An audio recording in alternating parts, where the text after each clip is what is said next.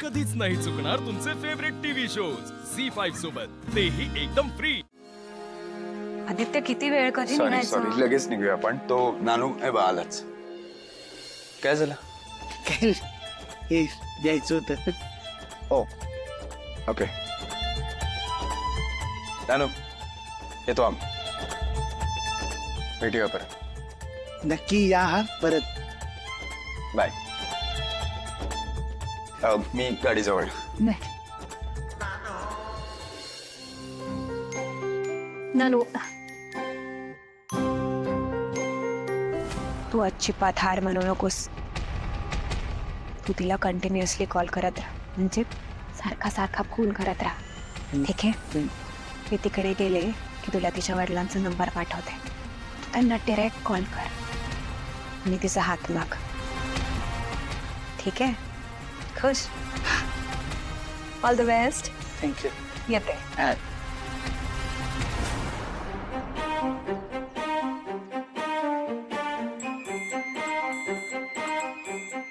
Thank you. नानू, तुझ्या बरोबर येळ कसा गेला ना हे कळलंच नाही बघा मला। म्हणजे आम्ही इकडं पुरस्कार कार्यक्रमाला आलो होतो, पण मित्राच्या रूपात मला पुरस्कारच मिळाला असं म्हणायचं। नानू, मी तुला वचन देते, मी आपली मैत्री कधी बी विसरणार नाही, कायम जपून ठेवीन। आणि मला खात्री आहे तुझ्या आयुष्यात तुझं खरं प्रेम लवकरच तुला मिळेल।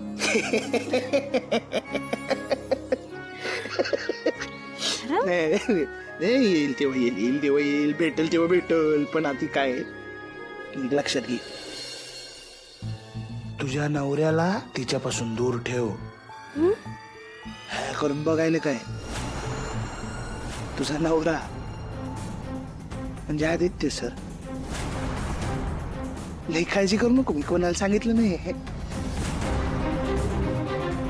मला ते एक प्रॉमिस करायचा, पार्वती, तुझं प्रेम मिळवायचं। हा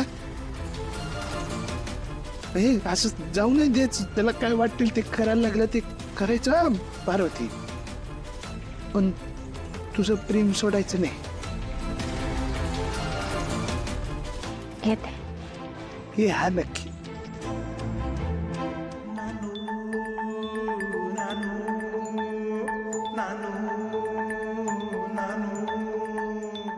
नानू, नानू येते। पोचल्यावर फोन करा ग।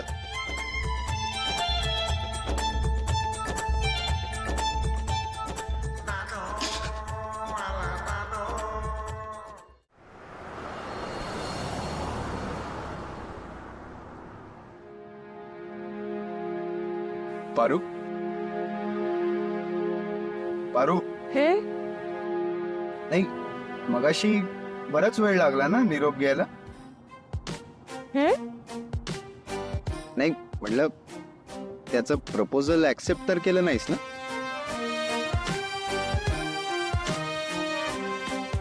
केलं। काय? आदित्य सर, अहो घाबरताय कशा पायी? मैत्री स्वीकारली आहे मी त्याची।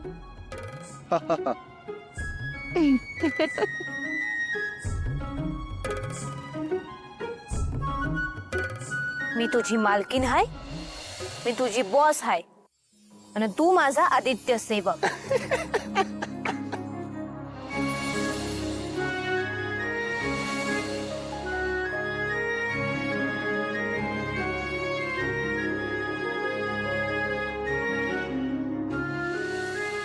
पारू सोबत मी जंगलात सुद्धा किती सुखाने राहू शकतो।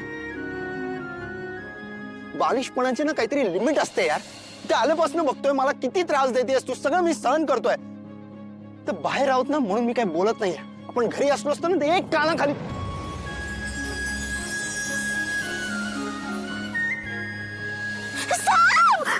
कुठे कुठं गेलाय पारू? पारू गेलाय, नक्की गेलाय. नक्की हो नक्की.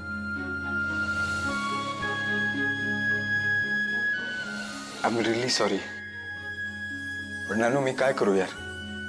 पारू माझी जबाबदारी आहे. तिला कोणी काही बोललं तर मला नाही सहन होत यार.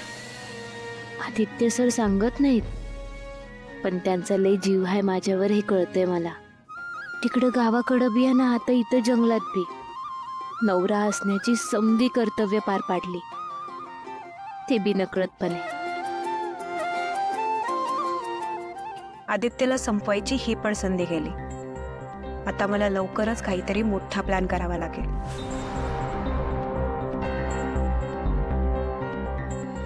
वहिनी, मला सांगा, आपण असं अचानक मंदिरात का आलोय? काही विशेष कारण आहे का?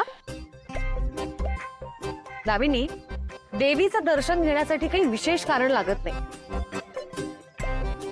आणि विशेष म्हणतच असशील तर आदित्यसाठी आजचा दिवस जरा खास आहे. कारण आदित्य आणि अनुष्काच्या लग्नाच्या पत्रिकेचं वाचन आपल्याला देवी समोर करायचंय, आणि ही माझी इच्छा.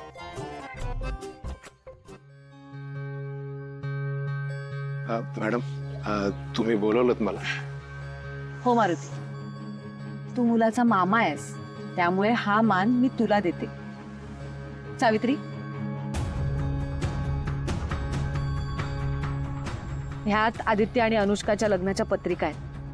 हे आता तुझ्याकडेच ठेव, आणि जेव्हा देवीसमोर पत्रिका वाचायची असेल तेव्हा पारू सोबत पाठवून दे.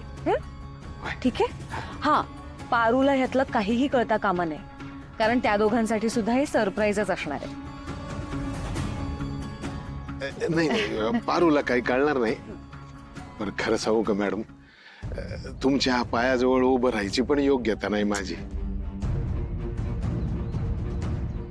तरी पण तुम्ही या घरच्या मालकाच्या लग्नाची पहिली पत्रिका माझ्याकडे देत आहे. खरंच माझं भाग्य आहे. असू दे, मी यातलं पारूला काही सांगत नाही. येतो. वहिनी, मला समजतं ना तुम्ही हे सगळं का करताय.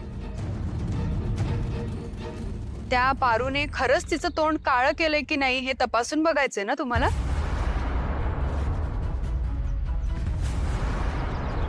नाही नाही, बेस्ट आहे.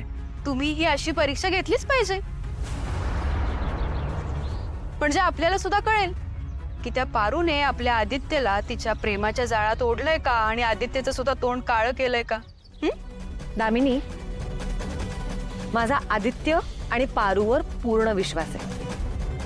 त्यांना त्यांच्या मर्यादा माहिती आहेत, आणि मला काहीही वाईट वाटेल किंवा दुःख पोचेल असं पारू नाही वागणार. ती ह्याचा विचारही नाही करू शकत.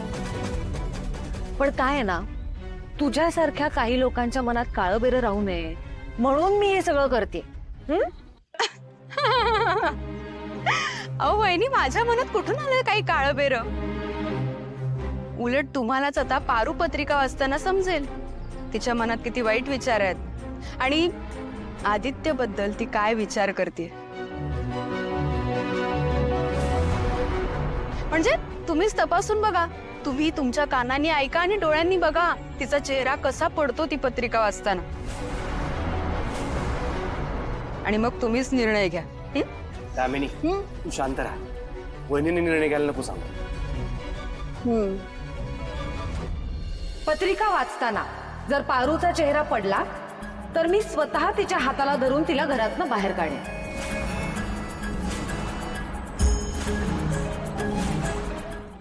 झी5 ॲप डाउनलोड करा आणि पहा सर्व एपिसोड्स एकदम फ्री.